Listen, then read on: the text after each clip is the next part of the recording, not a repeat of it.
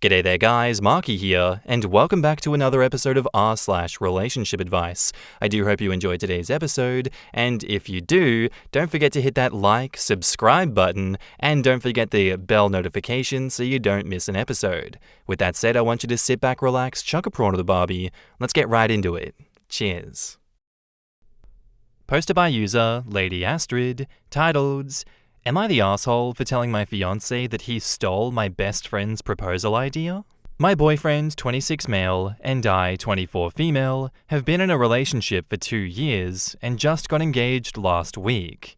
The engagement itself was wonderful, but I couldn't help but notice how similar it was to a conversation that I had with my best friend, 23 female, of over a decade. A conversation that happened many years ago, in which she detailed exactly what she would do if she proposed to me. And it was very specific to my general likes and interests. And I mean specific. At the time I told her that sounds perfect and to hold on to that for later. It's pretty clear to me that he did approach her and she let him know about this plan. So after the day itself, I told my fiancé that it was cute that he asked her how I wanted to be proposed to, but I joked that he stole her entire, very detailed plan, so it was more her proposal than his. He went quiet, he then got angry, and then it all came out. He said that he always felt second place to my best friend, that I was only marrying him to satisfy my religious family, that I've been lying about my preferences, and that I'm probably having an affair with my friend. I was shocked. He's never expressed this to me before. He's complained in the past that I spend too much time with her, so I accommodated his needs as best as I could without losing my best friend. But I had no idea he thinks I'm having an affair. I tried to reassure him, but I thought it would be better to leave, and told him that we would talk about it later. We haven't been in contact, and though I haven't told my best friend about this, others in my life think that he was completely valid for blowing up, and I need to do all I can to fix this relationship. Was I an asshole for making that joke?" In the comments, Kitten1412 says, "Info. So when you asked your best friend to hold on to her proposal idea for later, what were you expecting her to do besides hand it over to your boyfriend? You asked her to give the proposal idea to him, didn't you? When you heard the idea, you were telling her that you wanted her to suggest it to a boyfriend, no? And if not, what did you want her to hold on to it for? What did you expect out of this situation?" OP replies, "Just going to reply with a little more context. When I said hold on to it for later, I meant that if I were to meet someone and they asked her for advice about how they could propose. At the time, I had not met my fiancé and we were teenagers. So you do admit that you had wanted her to share this proposal with a future boyfriend so they could copy it. Then why are you upset? That'd be perfect. Tell my boyfriend to do it that way. Then I'll complain that he did exactly how I wanted instead of coming up with ideas of his own. You're the asshole. He did something sweet and tried to give you a good experience that you would like. He asked your friends to make sure that it was a memorable experience, and you threw it in his face. It was more her proposal than his. What a stupid effing thing to say to someone who just proposed to you. You accused him of stealing the idea. That has a negative connotation. It's a pretty shitty thing to accuse him of. Don't make the same mistake with your next boyfriend if they propose too. Yeah, OP, you're the asshole for how you reacted to his proposal, but it sounds like your fiancé has some very serious issues with you and your BFF. Like, I find it really weird that he proposed to you, then basically called you a lesbian who's emotionally cheating on him. Like, F the proposal shit, what the hell is going on? Is this true, or is he kind of an insecure psycho? My speculation is that OP makes comments like this a lot about the best friend that have made the boyfriend second guess things, and this was a last straw that unleashed all these insecurities that he's been dealing with. Boyfriend accusing her of an affair with her best friend right after proposing is definitely some insecure psycho shit. But the fact that OP thought her comment about the proposal was appropriate and acceptable makes me wonder what all of this looks like from the boyfriend's POV. So your mind didn't go in that direction when the friend was quoted as saying that's how she would do it if she proposed to OP. If OP isn't interested in her best friend that way, it sure sounds as if her friend is. I'm sure the fiancé has felt that too, and this comment of hers was the last straw for him. Plus, OP told her to hold on to that for later, after hearing about her friend's proposal plan. If she didn't want her friend to hold on to it for the purpose of sharing the good idea with OP's proposing significant other, why the hell did OP want her holding on to it? Just in case they found themselves in a rom-com where they have to have a fake lesbian engagement among themselves? Wacky, we don't really mean it, unless... Honestly, I would find it very odd if my best friend shared with me, in detail, how she would propose to me. How and why does that even come up? That conversation would definitely make me think that there were feelings deeper than friendship. It's clear that your fiancé has some potentially justified insecurities about your relationship with your best friend. You and your fiancé need to sit down and have a calm conversation about your relationship. Edit, I just read OP's comment, where she told her bestie to hold on to the idea, proposal, so that the bestie could share it with OP's fiancé-to-be. You're the asshole.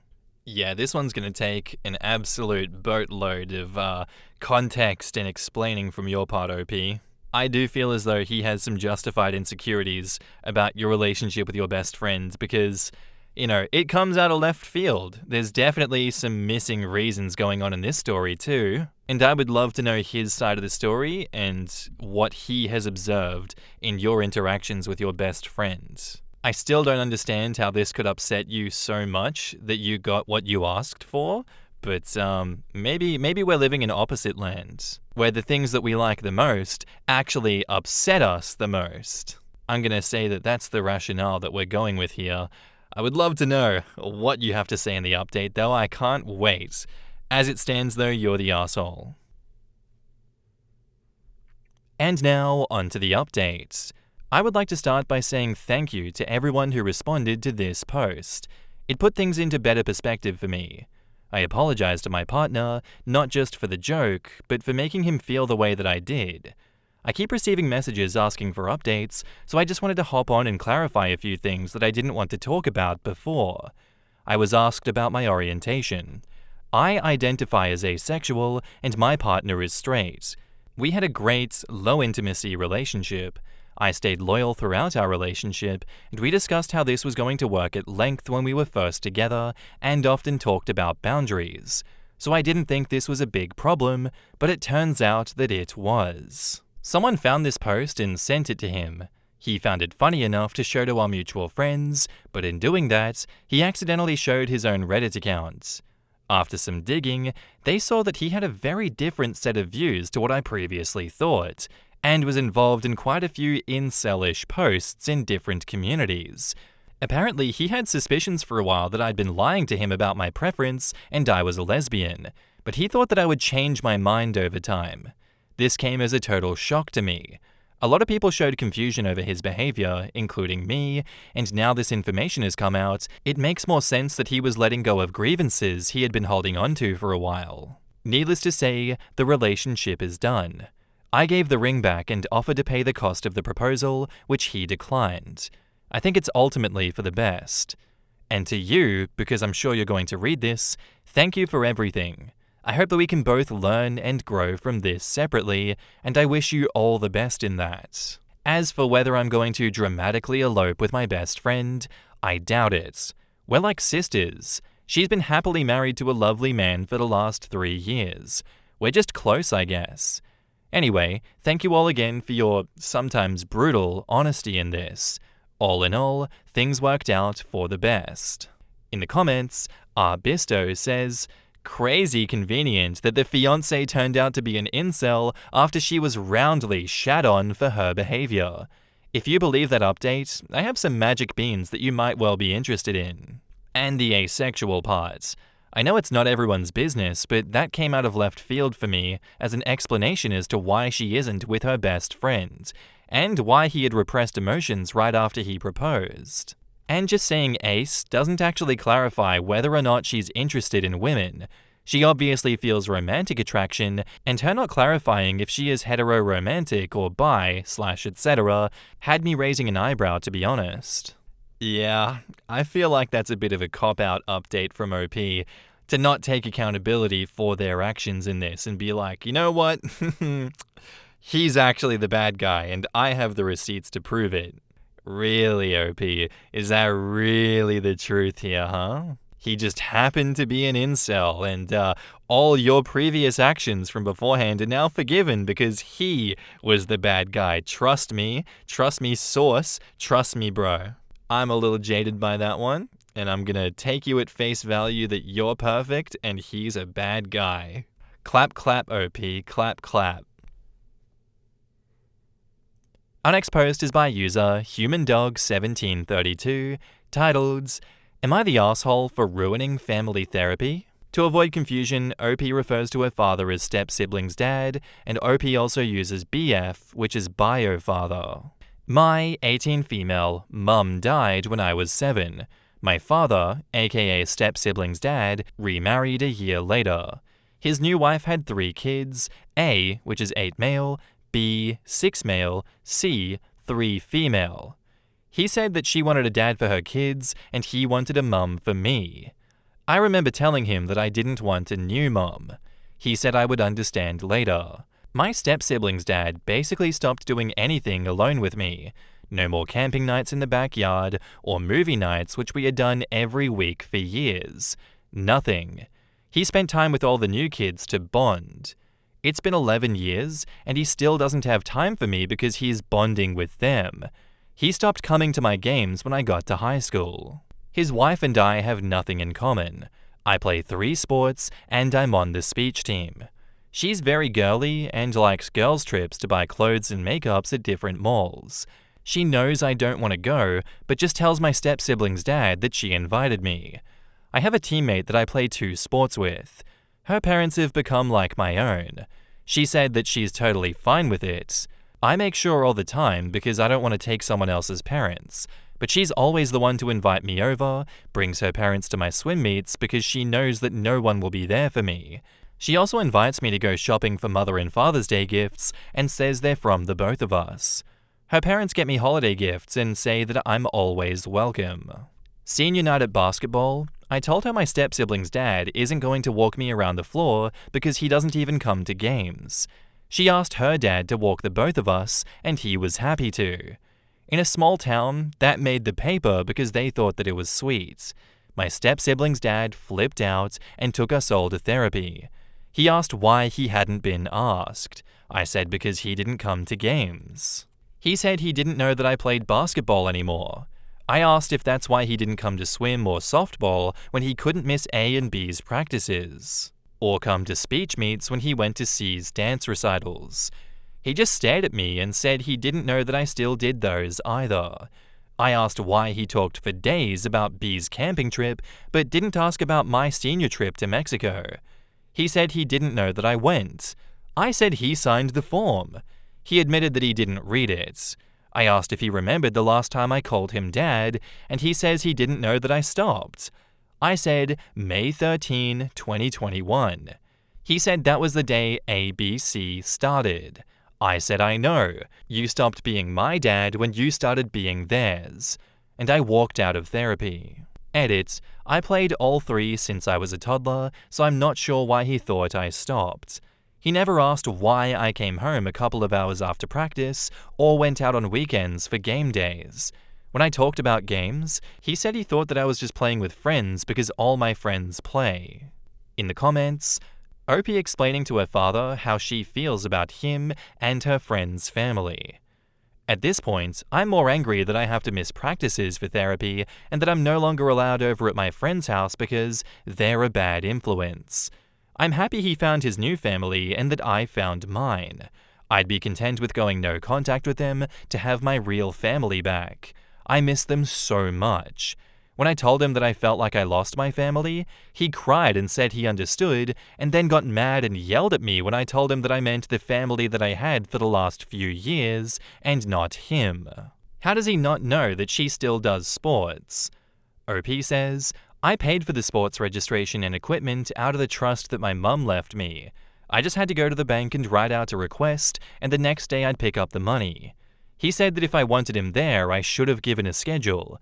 I told him that I don't understand why he would think I would just stop playing all the sports that I'd played since I was a toddler, and that he didn't get schedules from my step-siblings, he got them himself. Then he just got mad and walked out. How did her dad not know that she went to Mexico, and how did OP get a passport without a parent? OP says, I had to have the form signed at the beginning of the year for numbers planning for the teacher. I was 17. I got my passport after my birthday before the trip and paid for it out of my mum's trust fund. He knew that I went on a trip but didn't know where to. Further in the comments, Euthanasia63 says, your dad basically abandoned you when he started bonding with your step-siblings. You found another family and another father figure.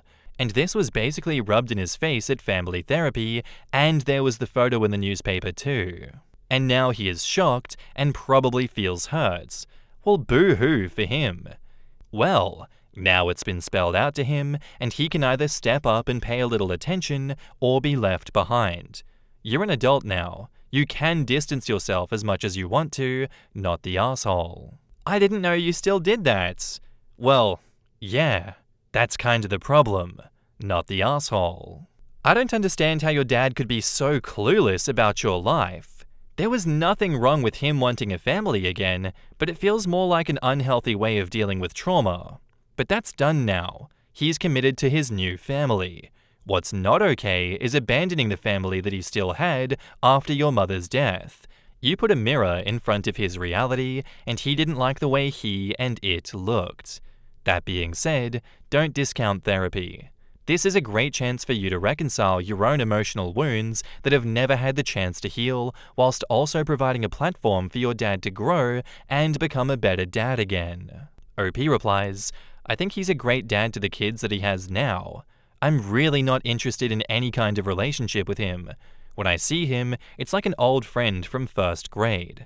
I remember him, but I don't care to have a conversation. I really love the people that I have in my life now. What happened after the therapy session? Did he try to talk to you? What's it been like at home since then? OP says, I'll probably do an update soon, but basically I'm not allowed to go to my friend's house anymore because he says that her parents are a bad influence. He says that I never told him anything about what I did, so he shouldn't be expected to know.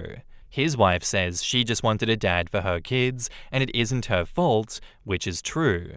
My step-siblings have been nice and said they thought that he knew about my games and would be totally okay with him skipping theirs to come to my remaining games. They have been more mad at him than anything else, and I told him that if he can't go to mine, then he doesn't need to go to theirs. And he said that they were being brats, but they don't care. Back up to the post. Update got deleted.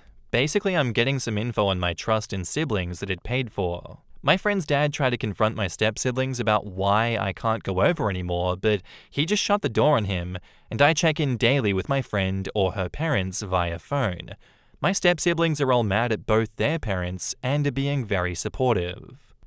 I feel like at this point, if you don't want a relationship with him, you shouldn't continue to try and foster one, and you shouldn't be locked in the house with this guy. You're 18 now, you're an adult, he can't force you to live with him, he can't force you to go no contact with that family. I know how you're feeling, and it's not great to have a parent just not know anything about your life, or what's happening, or who's in your life, or not show up to your events. Part-time parents ain't the go. Your feelings are valid in that, they've missed out on so much, and to have an event like that with the newspaper crop up, yeah, that's got to be a gut punch for the part-time parent, but they only have themselves to blame for that. If his coping mechanism for the trauma of the last family was to dump that family and start his new one, and completely just forget any of that happened, that's on him. But it's on him for the consequences of his actions to bite him in the ass. I can see this going many ways, but you didn't ruin family therapy. If anything, he is the one ruining family therapy and continuing to ruin family therapy. What is his issue? And now, onto the update. Update because a lot of people were worried about me not being able to get my things from my bio-father's house and going back to therapy. Turns out it's not even necessary. After my last post, my stepmother, SM, wanted us all to go to the lake house. That's her happy place / safe place / sanctuary that she says is her answer to everything. She wants the boys out. She sends my bio-father and her sons to the lake house. Time with her daughter, Lake house. Time alone. Lake house by herself. She does photography there and she's right, it does look like a postcard 2-story cabin-style house. But they never took me for the girls' or boys' trips there, only when everyone went together. My step-siblings won't call my bio-father Dad anymore. My stepmother asked if he isn't their dad and she isn't my mum, why they are even married. Bio-father asked if she wanted a divorce and she said she didn't sign up for this drama. They argued and we went to hang out by the lake. We've been getting along great now against the parents, which I didn't see coming. Anyway, we went back to therapy yesterday and my stepsis brought up that they're getting divorced. Bio-father said not if they can work it out in therapy. Therapist asked if it could be amicable because it's obvious that they're cold to each other. Stepmother said that her kids could see bio-father, but she just wanted her place. He said that wasn't possible because it's actually mine because my mum had it before they were married and it's a part of the prenup. Stepmother was livid and ugly cried, mad all the way home. Then she asked about the house that we live in.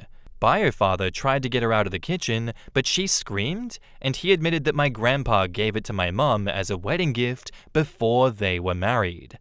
Turns out he won't let me move out because the house is actually mine since I turned 18. She said split the savings because they'd been living way below their means.